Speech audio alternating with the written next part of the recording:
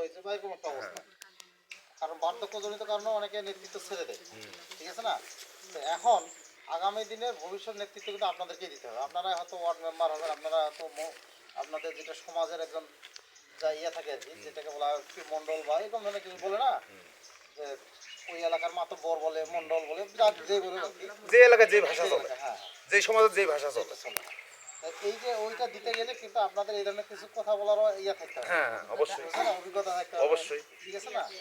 যে কোনো শোনেন, যে কোনো ফোরামে যখন একটা কথা বলতে যাবেন, মনকে বলবেন যে আমি পারবো, খালি এইটা প্রথম মনে সাহস জোগাইতে হবে, তা আমি পারবো, ঠিক আছে? এটা হলে আর কিছু লাগবে না, আর কিছু লাগবে না, আর কিছু লাগবে না। সাহসটা আসে। ঠিক আছে? খালি বলবেন যে আমি পারবো, এই পারবো কইয়ানে উঠবেন, দেখবেন যে আসলে আপনি পারবেন। আসলেই বলো।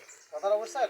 আপনি পারবেন, কিন্তু যত পর্যন্ত আপনি অনেক কিছু জানেন, কিন্তু কোনোদিনও যদি না ওঠেন তাহলে আপনি কোনোদিনও পারবেন না। আমি দেখছি, একটা উদাহরণ দিই। আমরা একটা কৃষক মাঠ স্কুলের মাঠ দিবস করছিলাম, আইপিএম স্কুল ছিল এক সময়।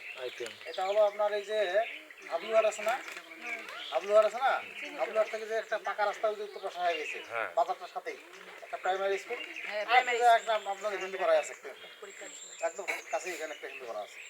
তো ওইখানে একটা মাঠ দিবসে দেখি একজন হাই স্কুলের শিক্ষক